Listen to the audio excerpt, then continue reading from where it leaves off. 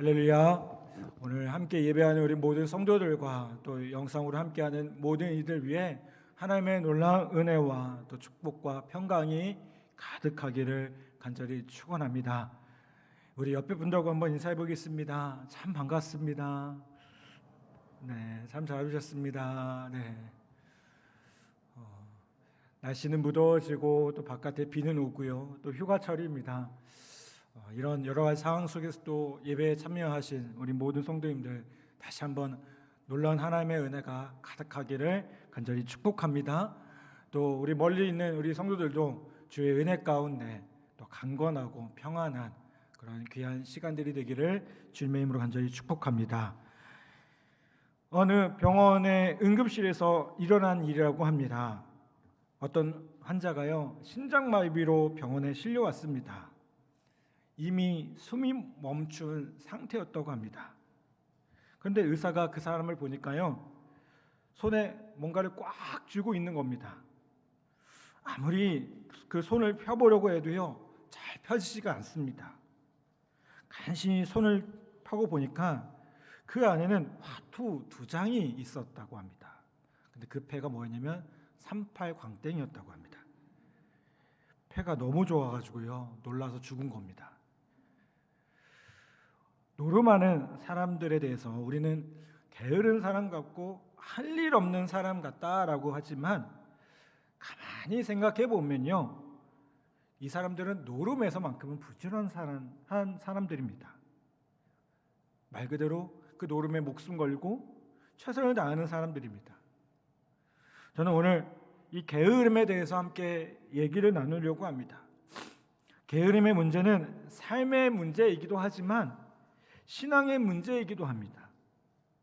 자신은 열심히 살고 뭔가 바쁘게 살고 있다고 생각하지만 하나님의 입장에서는 어떠신지를 한번 생각해 보셨으면 좋겠어요. 오늘 성경이 말하는 게으름은 어떤 것인지에 대해서 한번 생각해 보시고 또 함께 고민하는, 그래서 다시 한번 우리의 모습들을 점검하는 귀한 시간이 있기를 간절히 바랍니다. 게으름이라는 뜻을 가진 헬라어는 아케디아라는 단어를 씁니다. 이 말은 아라는 부정어하고요, 돌보다라는 뜻을 가진 키도스라는 단어가 합쳐진 말입니다. 그래서 원어로는 이 게으름이라는 뜻, 아케디아는 어떤 뜻을 가지고 있냐면 돌보지 않는다, 무책임하다라는 뜻을 가지고 있어요. 여러분, 우리는 여기서 게으름이란 단순히 나 자신의 문제일 뿐만 아니라 상대방에 대한 태도까지 포함한다는 사실을 생각해 볼 수가 있어요. 게으른 사람들을 보면 여간해선 기뻐하지 않습니다. 흥분하거나 감격하지도 않습니다. 마치 의욕이 없어 모든 것을 포기한 사람처럼 살아갑니다. 그렇다면 이런 게으름이 왜 문제가 되겠습니까? 오늘 본문 말씀 한번 보겠습니다. 본문 말씀 7절에 보면요, 번제를 드리지 아니함으로라는 구절이 나옵니다. 여러분, 번제를 드리지 아니하였다, 이게 뭘 뜻할까요? 하나님과의 대화가 단절되었다, 예배가 그쳤다는 겁니다. 게으름이라는 것은요, 예배를 그치게 합니다. 하나님과의 소통이 게으름으로 인해서 막혀버리게 되었다는 겁니다. 그래서 게으름이 죄가 된다는 거예요. 구약시대에 보면 하나님과의 대화가 단절되었던 대표적인 사람이 나옵니다. 그 사람은 누구냐면 바로 엘리 대제사장입니다. 아니, 무슨 대제사장이 하나님과 대화가 단절되었을까? 여러분 잘 보십시오. 어린 사무엘은 성전에서 하나님의 음성을 들었어요. 그런데 하나님은요, 왜 대제사장인 엘리를 부르지 않고 구태여 어린 사무엘을 부르셨을까요? 여러 가지 해석이 가능합니다. 그런데 본문에 나오는 그 모습을 보면요, 그때는 하나님의 말씀이 희귀한 때라는 설명을 주목할 필요가 있어요. 무슨 말입니까? 이 대제사장 대제사장이 하나님의 말씀을 들은 지 오래되었다는 것을 알 수 있다는 거예요. 즉 대제사장과 하나님과의 사이에 의사소통이 전혀 없었다는 거예요. 그리고 그 하나님과 의사소통이 단절된 그 이유는 바로 게으름 때문이었음을 보게 됩니다. 오늘 본문 8절과 9절에 보면요, 이스라엘이 이방 민족에게 놀림과 비웃음거리가 되었다라고 기록되고 있습니다. 이 말씀은 게으름의 결과를 말해줍니다. 즉 하나님과의 대화를 게으리 한 결과 이방 민족의 비웃음거리가 되었다는 겁니다. 제가 앞서 설명한 대제사장 엘리는 하나님과의 의사소통이 단절되자 자녀 문제의 심각성도 깨닫지 못하게 됩니다. 그래서 사무엘상 3장 13절에 보면 내가 그의 집을 영원토록 심판하겠다고 그에게 말한 것은 그가 아는 죄악 때문이니 이는 그가 자기의 아들들이 저주를 자청하되 금하지 아니하였음이니라 라고 말씀합니다. 처음에는요, 하나님께서 이 엘리의 게으름에 대해서 경고하셨어요. 그런데 여전히 이 엘리 제사장이 게으름을 벗지 못하니까 이제는 엘리 대신에 누구를 부르신 거예요? 사무엘을 부르신 거예요. 여러분, 예수님도 게으름을 가리켜서 뭐라고 하냐면 악하다고 말씀하셔요. 마태복음 25장에 보면 주인은 게으른 종을 향해서 뭐라고 얘기합니까? 단순히 게으른 종이라고 하지 않고요, 악하고 게으른 종이라고 그렇게 말해요. 여러분, 달란트라는 게 하나님께서 우리에게 주신 그 재능이라고 얘기하잖아요. 그렇지 않습니까? 하나님께서 우리 각자에게 다 뭘 주셨어요? 귀한 달란트. 이 탤런트라는 표현이 바로 그 달란트에서 나온 말이죠. 그렇죠? 우리 귀한 재능들이 다 있어요. 제가 지난주에 새벽 예배 때도 성령의 은사에 대해서 얘기했지만, 여러분, 성령의 은사가 어떤 사람에게 막 몰아서 주지 않습니다. 각 사람에게 필요한 대로 주셔요. 하나님께서 주신 달란트도 마찬가지입니다. 그렇죠? 어떤 분에게는 이런 달란트, 어떤 분에게는 저런 달란트, 이런 여러 가지 달란트의 모습들이 다 있어요. 그런데 게으름이라는 게 어떻습니까? 그 달란트를 제대로 사용하지 못하게 만드는 주범이라는 겁니다. 여러분, 게으름은 우리를 파멸에 이르게 할 수 있다는 사실을 꼭 기억하기를 간절히 바랍니다. 특히 이 게으름이라는 것이 습관이 돼서 거기에 익숙해져 버리면 하나님께서 우리를 창조하신 목적, 우리를 부르신 그 부르심을 잃어버리게 만든다는 사실 또한 다시 한번 기억하기를 간절히 바랍니다. 게으름이라는 것은요, 또 왜 문제가 되겠습니까? 하나님의 음성을 듣지 못하게 합니다. 하나님의 음성을 듣지 못하면 어떤 일이 일어날까요? 그 음성을 들어야 되는 자리에 세상의 소리가 대신 차지하게 됩니다. 그래서 하나님과의 의사소통이 끊어진 사람들은 늘 어떨까요? 주변을 탓해요. 주변을 탓합니다. 하나님의 음성을 듣고 나 자신을 돌아보지 못하니까 뭘 합니까? 자꾸 불평합니다. 원망합니다. 남 탓을 합니다. 잠언은 게으른 자에 대해서 이렇게 풍자하고 있습니다. 잠언 22장에 보면요, 게으른 자는 말하기를 사자가 밖에 있은즉 내가 나가면 거리에서 찢기겠다 하느니라 라고 말씀해요. 이게 무슨 얘기예요? 게으른 자가 왜 밖에 못 나가냐? 사자가 밖에 있다는 거예요. 그래서 못 나가겠다는 거예요. 2마리의 새끼 고양이가요, 큰 들통에 있는 크림을 발견했답니다. 이 2마리의 고양이는요, 이 맛있는 크림을 얻기 위해서 자신들이 할 수 있는 최선을 다했고 결국 성공했습니다. 어떻게 성공했을까요? 통 안에 들어간 겁니다. 처음에 이 고양이들은 천국에 들어온 것처럼 크림통을 돌아다니면서 핥아먹기 시작합니다. 그런데 이제 배가 부른 두 고양이가 깨달은 건 뭘 깨달았을까요? 이 통 안에 들어왔는데 통 밖으로 나갈 수 없게 되었다는 사실이에요. 이 통이 너무 높았거든요. 주변에 고양이 친구들이 모였습니다. 소리치면서 크림 속에 있는 고양이들을 놀렸습니다. 그런데 첫 번째 고양이는요, 자신들을 놀리는 친구들 때문에 낙심이 됩니다. 발로 차도 별 가망이 없자 포기하고요, 크림 속으로 빠져들고 말았습니다.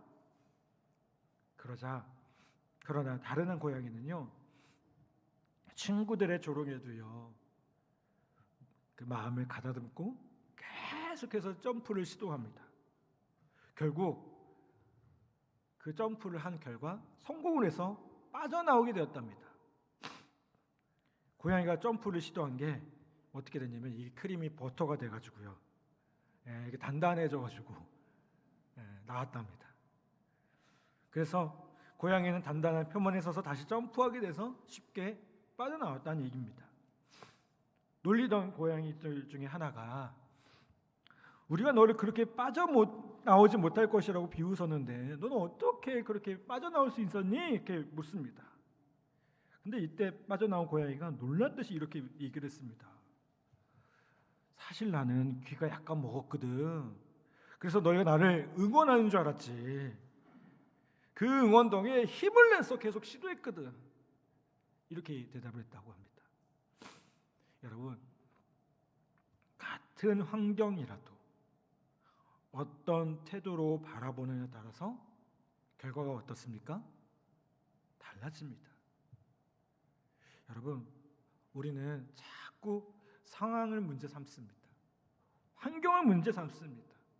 근데 그게 문제가 되지 않습니다. 왜요?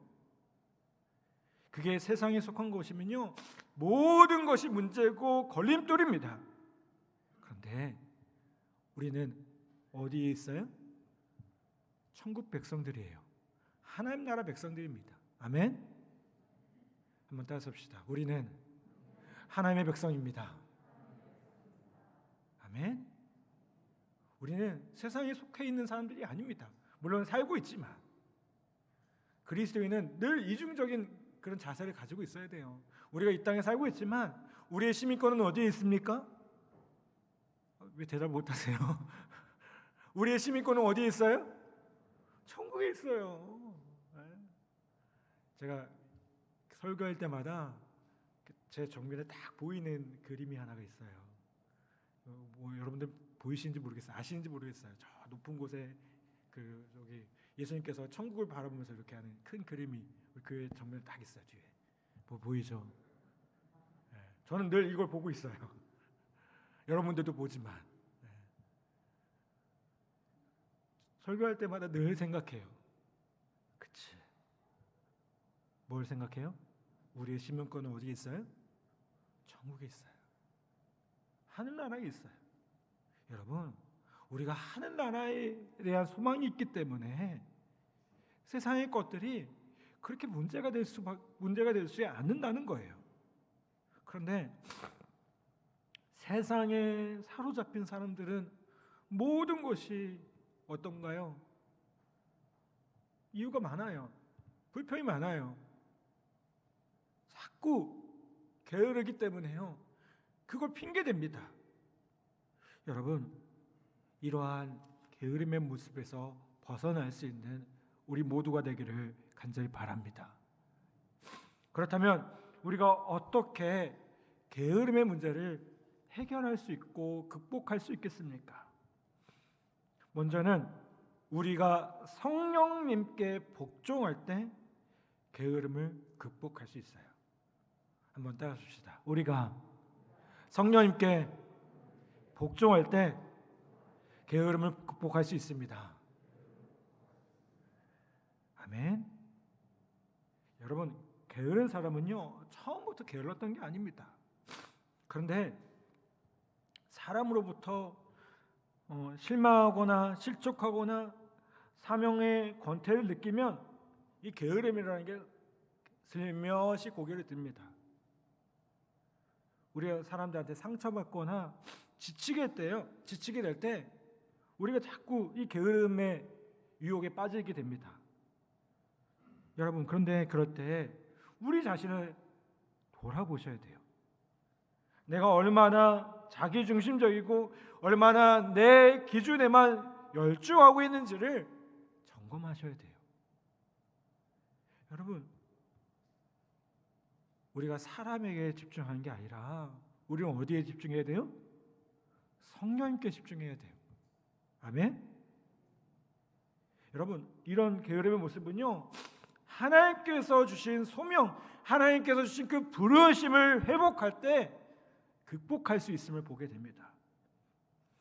매튜 폭스라는 발음이 왔네요. 이 신학자가 이런 얘기를 했습니다. 게으름의 처방이 무엇인가? 게으름의 처방은 부지런해지자는 결심이 아니다. 게으름을 치유하려면 당신 안에 있는 불꽃을 다시 발견하라. 그리고 그 불을 태워라. 그저 내가 부지런해지자고 해서 게으름을 극복할 수 있는 게 아니라 내 안에 뭘 찾아야 된다고요? 불꽃을 찾아야 돼요. 성령님께서 우리에게 주시는 그 불꽃을 찾아야 돼요. 그 열정을 찾아야 된다는 겁니다. 여러분, 우리 안에 소명이 생기고 우리 안에 꿈이 생기고 우리 안에 비전이 생기면요, 삶이 달라지고요, 얼굴에 생기가 생깁니다. 분명한 게 있잖아요. 열정이 있잖아요. 그러면 절대 게으르지 않아요. 시한부 인생을 살아가는 사람들 보면 그분들은 절대 게으르지 않습니다. 왜요? 시간을 아끼기 때문에, 아까운 줄 알기 때문에. 여러분, 우리의 삶이 극복할 수 있는, 게으름을 극복할 수 있는 최선의 방법은 무엇입니까? 하나님께서 주시는 그 부르심을 다시 한번 발견하셔야 돼요. 아니, 내가 청년도 아니고 내가 이제 나이가 많은데, 여러분, 하나님의 부르심이라는 건요, 때를 가리지 않아요. 때를 가리지 않아요. 여러분, 그 부르심 앞에 온전히 순종하고 그 뜻을 발견할 수 있는 우리 모두 되기를 간절히 바랍니다. 또한 우리가 게으름을 극복할 수 있는 두 번째 방법은 무엇이냐면, 요한복음 21장의 말씀에서 우리가 다시 한번 생각해 볼 수 있어요. 요한복음 21장에 어떤 얘기가 나옵니까? 제자들이 다 포기한 채 살아갑니다. 왜요? 예수님께서 어떻게 하셨어요? 십자가에 못 박히셨거든요. 다 끝났다고 생각해요. 베드로가 뭐라고 합니까? 나는 물고기 잡으러 가겠노라. 물고기나 잡으러 가겠노라라는 표현이 더 맞아요. 그리고 그냥 갑니다. 근데 그때 주님께서 다시 부활하신 주님께서 제자들에게 나타나십니다.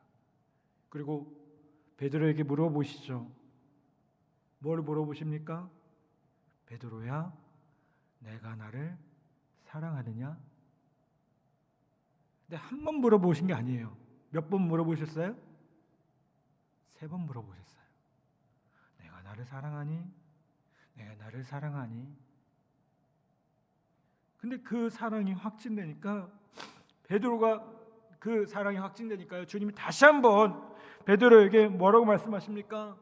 내 양을 치라라고 말씀하세요. 여러분, 결국 힘든 고통 속에서도요, 이 베드로는 십자가를 거꾸로 지고 순교해야 하는 삶을 살게 됨을 보게 됩니다. 여러분, 우리가 왜 자꾸만 게을러집니까? 우리의 사역이 왜 자꾸만 힘이 들고 어렵다고 느낍니까? 여러분, 주님에 대한 사랑을 잃어버렸기 때문은 아닙니까? 우리가 처음 주님 만났을 때 우리의 마음이 어떻습니까? 뜨겁습니다. 내가 처음 안수집사 권사 임직을 받을 때, 내가 처음 장로가 되었을 때, 목사가 되었을 때, 그 마음은 어떻습니까? 그런 마음만 있다면 이 세상의 교회들 부흥 안 될 교회들이 없어요. 근데 자꾸만 어떤 마음이 들어요? 그 마음을 잃어버려요. 저도 목회를 하다 보면 자꾸 어떨 때는 익숙해져요. 익숙해져요. 뭐가 익숙해질까요? 예배 드리는 것도 익숙해지고 성도들 만나는 것도 익숙해져요. 정말 부끄러운 고백이지만 성경을 보는 것도 익숙해지고요. 기도하는 것도 익숙해져요. 근데 익숙해지다 보니까 어떨까요? 그 처음 마음을 잃어버려요. 여러분, 우리의 마음 가운데 익숙해져 버린 것은 없습니까? 그냥 기도하던 대로 하면 되지. 성경 공부하던 대로 하면 되지. 예배하던 대로 하면 되지. 하던 대로 하는 게 어떻게 하는 겁니까? 우리가 어떻게 해야 하던 대로 하는 겁니까? 사랑에 빠진 그 연인들 모습을 보면요, 어떻습니까? 이 사랑이 있으니까요, 여러 가지 수고도 마다하지 않습니다. 그런데 게으른 사람들을 보면 어때요? 사랑이 요구하는 헌신과 노력을 자꾸 피하려고 해요. 여러분, 사랑하는 데서 역사가 일어나는 겁니다. 사랑이 우리를 움직여야 합니다. 주님이 주신 그 사랑, 그 뜨거움이 우리에게 소명을 주고요, 그 소명이 우리를 움직이게 합니다. 그 희망을 가지고 다시 한번 힘있게 주님을 위해서, 주님의 나라를 위해서, 그 영혼들을 향해서 나아갈 수 있게 한다는 겁니다. 여러분, 어떤 대상에 대한 게으름은 그 대상에 대한 사랑의 결핍을 의미한다는 것을 우리가 다시 한번 기억하셨으면 좋겠어요. 그러므로 우리가 이 게으름을 극복하기 위해 먼저 필요한 것이 무엇일까요? 사랑입니다. 주님이 물어보셨던 것처럼, 베드로야, 내가 나를 사랑하느냐? 여러분, 오늘 다시 한번 주님의 그 첫사랑, 우리가 고백하고 우리가 날마다 회복해야 될 그 사랑을 다시 한번 회복하는 귀한 은혜가 있기를 간절히 바랍니다. 사랑 여러분, 게으름이 죄라고 말합니다. 왜 죄입니까? 단순히 나를 망치는 것이면 문제가 될 텐데, 문제가 안 될 텐데, 이게 나뿐만 아니라 우리 이웃들과 우리 공동체를 망가뜨리거든요. 결국 어떻게 합니까? 파멸에 이르게 합니다. 우리 안에 게으름의 모습은 없습니까? 이렇게 물어보면 이렇게 생각하실 수 있어요. 목사님, 저 되게 바빠요. 요즘은 제가 얼마나 바쁜지 아세요? 잠잘 시간도 없어요. 여러분, 바쁘다는 게 게으르지 않다는 게 아니에요. 오해하시면 안 됩니다. 왜 바쁜지를 생각해 보셔야 돼요. 우선순위가 잘못됐기 때문일 수도 있고요, 바쁜 이유가 여러 가지 이유가 있잖아요. 뭔가에 쫓기듯 밀어놓고 있다가 게으르다가 뭔가 한꺼번에 하려고 하니까 바쁜 것은 아닙니까? 열정 없이 소명 없이 바쁜 것 역시 게으름입니다. 여러분, 우리 다시 한번 이런 게으름으로부터 일어나기를 간절히 바랍니다. 그러기 위해 우리가 어떻게 해야 될까요? 첫사랑을 회복해야 될 줄 믿습니다. 주님께서 우리를 부르신 그 마음, 그 소명 다시 한번 회복하는 귀한 은혜가 있기를 간절히 바랍니다. 무엇보다 어떤 곳을 회복해야 되느냐? 예배가 회복되어야 될 줄 믿습니다. 아멘. 여러분, 뭐 여러 가지 국방대 학교에서 지금 시즌이 우리 교회에서 예배드리기 어려운 시즌이라고 얘기를 해요. 휴가도 가셔야 되고 뭐 여러 가지. 여러분, 그래도 우리 교회가 참 잘하고 있는 게 있어요. 뭔지 아세요? 맘만 먹으면 다 예배 드릴 수 있어요. 온라인으로 예배 다 드려요. 아멘. 여러분, 예배의 자리만큼은 포기하지 않기를 부탁을 드려요. 아멘. 오늘 오후에 가정 예배를 드리라고 했어요. 가정 예배 드리려면 몇 분이나 몇 가정이나 드리는지 솔직히 모르겠어요. 저도 좀 의문이 들어요. 한번 해보세요. 가정에서 부부가 자녀들과 자녀가 없다면 부부끼리 아니면 혼자라도요. 그 하나님께서 주신 놀라운 은혜들 한번 묵상해 보셨으면 좋겠어요. 아멘. 여러분, 다시 한번 그렇게 우리의 마음이 주님으로 회복되어질 때 다시 한번 우리가 주님 주신 그 열정으로 뜨겁게 믿음으로 일어나는 귀한 은혜가 있을 줄 믿습니다. 그렇게 다시 한번 우리의 삶의 자리에서 주님 주신 소명을 발견하고 빛과 소금으로 주님 주신 사명을 잘 감당하는 우리 귀한 성도들 다 되시기를 주님의 이름으로 간절히 부탁을 드립니다. 아멘.